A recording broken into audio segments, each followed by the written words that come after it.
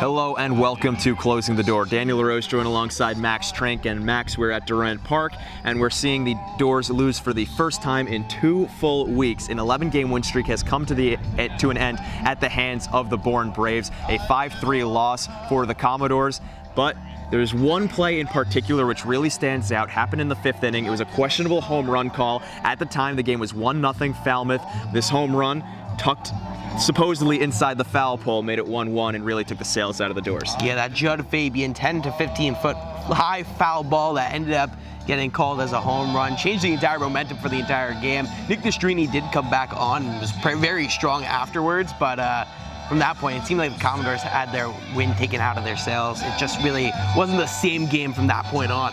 They were putting up a lot of hits offensively. Nastrini was looking fantastic, and then once that run came across, started to regress a little bit on the offensive side of things. Bourne ended up putting on a couple more runs, making it 4-1. Falmouth made it interesting, ended up losing 5-3, so only a couple runs separated them from potentially tying or taking the lead in this game. But Nick Nastrini was phenomenal. Despite that one errant pitch that ended up going over the fence, he ends up racking up 5 innings of work, 7 strikeouts in one of his best outings of the summer. And our own Katie Florio caught up with the righty from UCLA to talk about it.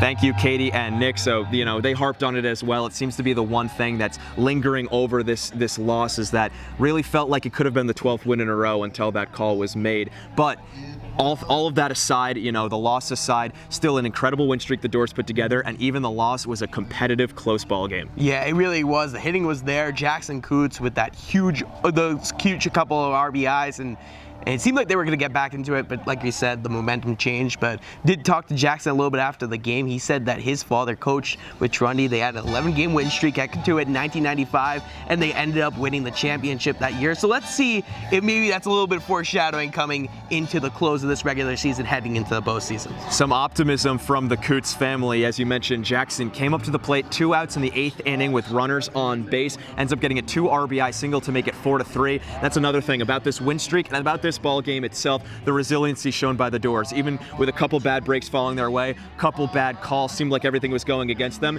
still only get out hit by 2 by the Braves, only get outscored by 2, and it's that resiliency that really showed itself, that has been characteristic of this team for the last 2 weeks and all summer long. Yeah, you can't top this team right now. Right. No matter what, no matter if this team did lose tonight, Jeff Trundy said it himself.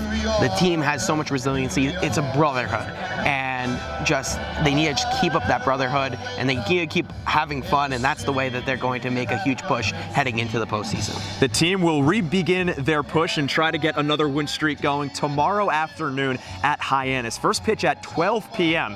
Earliest start of the summer thanks to a doubleheader.